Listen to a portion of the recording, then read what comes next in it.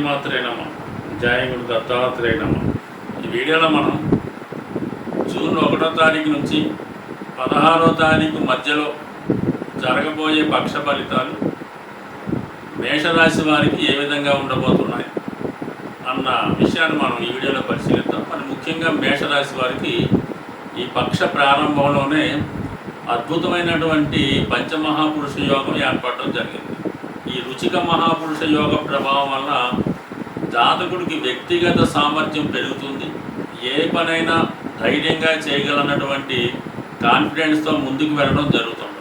ముఖ్యంగా భూములు, స్థిరాస్తులు వాటి యొక్క విలువ పెరగడం వల్ల స్వభావ సిద్ధంగా రియల్ ఎస్టేట్ రంగంలో ఉన్న వాళ్ళకి చాలా అనుకూలమైనటువంటి ఆదాయం ఏర్పడే అవకాశం ఉంది. ఇందులో ఇంచుమించుగా ఈ రంగంలో ఉన్న వాళ్ళందరూ కూడా భూములు ఆధారంగా చేసుకొని పనిచేసే వాళ్ళకి చాలా బిజీగా అటు ఆదాయపరంగాను వృత్తిపరంగాను చాలా అనుకూలంగా ఉండే అవకాశం చాలా బలంగా ఉండడం జరిగింది. అలాగే మరి స్థిరాస్తుల మీద ఉన్నటువంటి విభేదాలు కానీ, బంధువులతో కానీ, మిత్రులతో కానీ, ముఖ్యంగా వైవాహిక జీవితంలో ఉన్నటువంటి విభేదాలు జాతకుడి యొక్క నిర్ణయాల వల్ల అవి సంపూర్ణంగా సమసిపోయి కొత్త జీవన విధానం ప్రారంభించడానికి నూతనంగా తన జీవితం ముందుకు తీసుకెళ్లే ప్రయత్నం జరిగే అవకాశం ఉంది. సో ఏదైనా జాతకుడు తన జీవన విధానాన్ని, లైఫ్ స్టైల్ని మార్చే అవకాశం ఉంది. ఇది క్రీడా రంగంలో ఉన్న వాళ్ళకి, పోలీస్ డిపార్ట్మెంట్ ఉన్న వాళ్ళకి, ఫైర్ డిపార్ట్మెంట్ వాళ్ళందరికీ కూడా ఆశాజనకంగా ఉండే సమయం.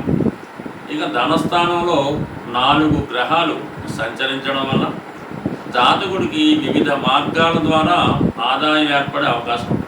ఓవరాల్గా ప్రయత్నం చేసినప్పుడు ఈ మేషరాశి వారికి అద్భుతమైనటువంటి యోగాలు ఏర్పడడం జరిగింది. ఒకటేమో లాభస్థానంలో శని, ధనస్థానంలో 4 గ్రహాలు.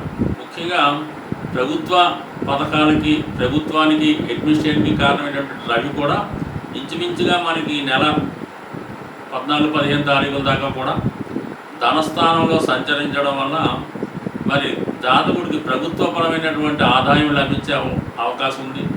ప్రభుత్వ రంగ సంస్థల్లో అనుకూల స్థితి ఏర్పడి జాతకుడి యొక్క మాటకి విలువ పెరుగుతుంది, పలుకుబడి పెరుగుతుంది.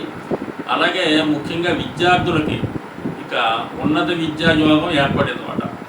ఈ బుధ, గురు, శుక్రగ్రహాల కలయిక వల్ల ఎవరైతే ఈ రాశిలో ఉన్నత విద్యలో ప్రవేశిద్దాం అనుకుంటున్నారో, అలాగే ఏదైనా కాంపిటేటివ్ ఎగ్జామ్స్లో ప్రవేశం కానీ, వాటిలో మంచి ర్యాంకు కానీ సాధించి వాడు అనుకున్నటువంటి గమ్యాన్ని ఎడ్యుకేషన్ సంబంధించిన విషయంలో మేషరాశి వారికి చాలా అనుకూలంగా ఉంది. ముఖ్యంగా ఇది విద్యార్థులకి.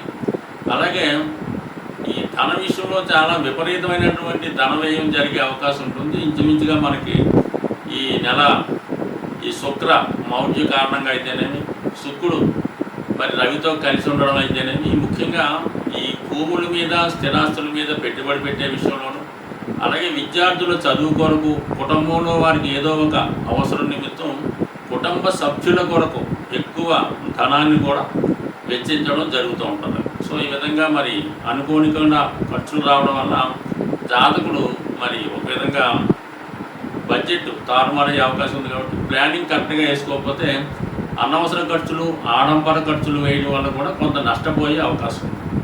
సో అలాగే మరి ఈ బుధుడు, రవి ఏర్పడి ఒక ఉన్నత విద్యా యోగం ఏర్పడడం వల్ల విద్యార్థులకి, బుధుడు, గురువు కలిసి ఉండడం వల్ల వ్యవసాయ రంగంలో ఉన్న వాళ్ళకి మరి కొత్తగా వాళ్ళు నూతన వ్యవసాయ పద్ధతులు ప్రారంభించడం కానీ, ముఖ్యంగా ఈ తోటలు, అలాగే ఈ కూరగాయలు పండించే వారికి ఈ కాంబినేషన్లో ఏంటంటే వాళ్ళ యొక్క భూముల్ని ఇంకా ఇంప్రూవ్మెంట్ చేసుకోవడం, కొత్త కొత్త పంటలు ప్రవేశపెట్టడం, ఇవి చాలా వరకు అనుకూలించే అవకాశం ఉంది. ఇంకా కామన్గా పంచమ సప్తమాధిపతులైనటువంటి రవి శుక్రుల కలయిక ఇంచుమించుగా మనకి ఈ కలయిక ఈ నెలాఖరు వరకు అటు ఇటుగా ఉండే అవకాశం ఉంటుంది. కాబట్టి మరి గతంలో వివాహ విషయంలో సరైనటువంటి నిర్ణయం తీసుకోకుండా ఎవరైతే వివాహం వాయిదా పడిందో, ముఖ్యంగా ప్రేమ వ్యవహారంలో ఉన్నవాళ్ళు, పరస్పరం ఒకరికొకరు ఇష్టపడి ఉన్నవాళ్ళు మరి ఈ సమయంలో పెద్దల అంగీకారంతో వివాహానికి కూడా ఒక నిర్ణయానికి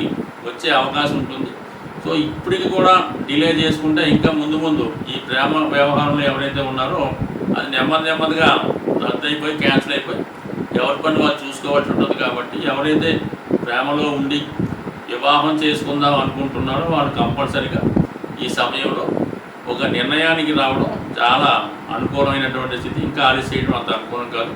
సో అలాగే ఏంటంటే ఎవరైనా కొత్తగా పెట్టుబడి పెట్టి నూతన వ్యాపారం ప్రారంభిద్దాం అనుకున్నవాళ్ళు, అలాగే కుటుంబానికి సంబంధించిన వృత్తులు కొన్ని ఉంటాయి. ఆ కుటుంబం వంశపారంపర్యంగా కొన్ని వృత్తులు చేయడం జరుగుతుంటుంది.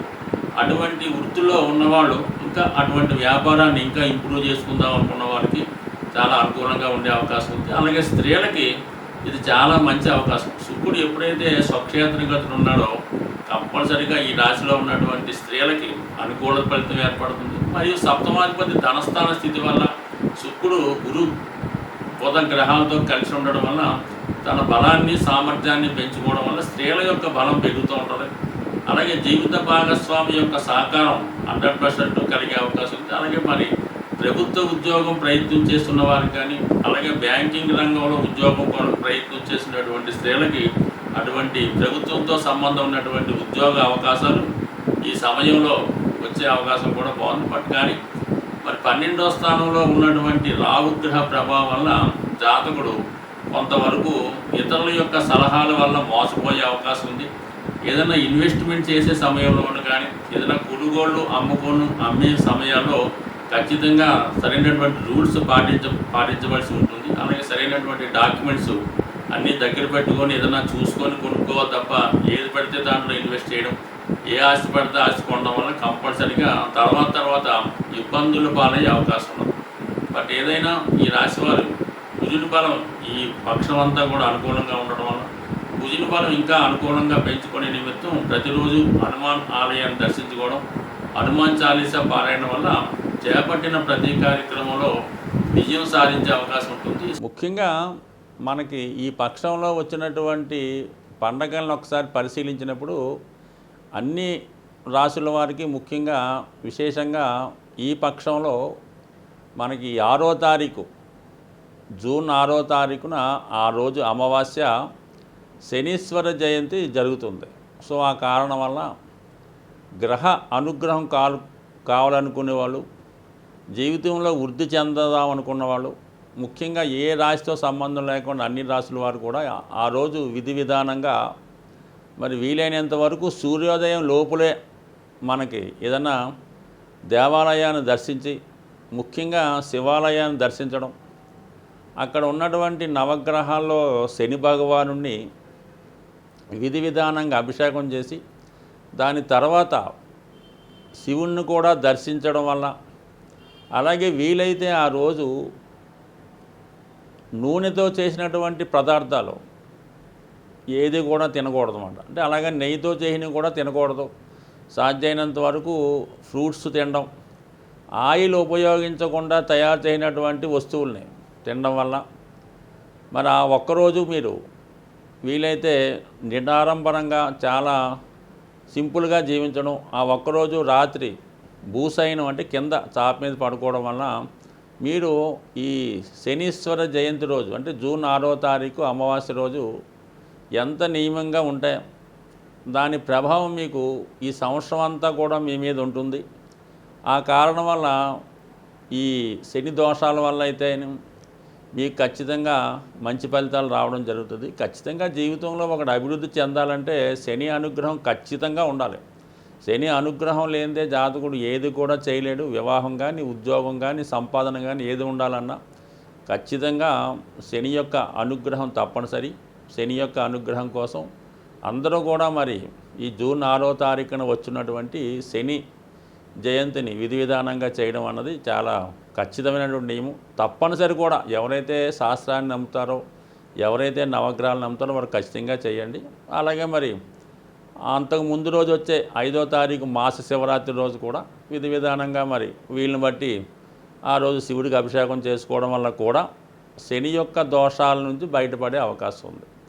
ఇంకా ఓవరాల్గా సక్సెస్ కావాలనుకునేవాళ్ళు, అలాగే ప్రస్తుతం కుజుడు బలంగా ఉన్నాడు కాబట్టి కుజుని యొక్క అనుగ్రహం ఇంకా కావాలనుకుంటే మరి జూన్ 1వ తారీఖున ఉన్నటువంటి హనుమాన్ జయంతి రోజు హనుమంతుణ్ణి విధి విధానంగా పూజించడం, వీలైతే తమలపాకులతో కానీ సింధూరంతో కానీ పూజించడం మంచిది.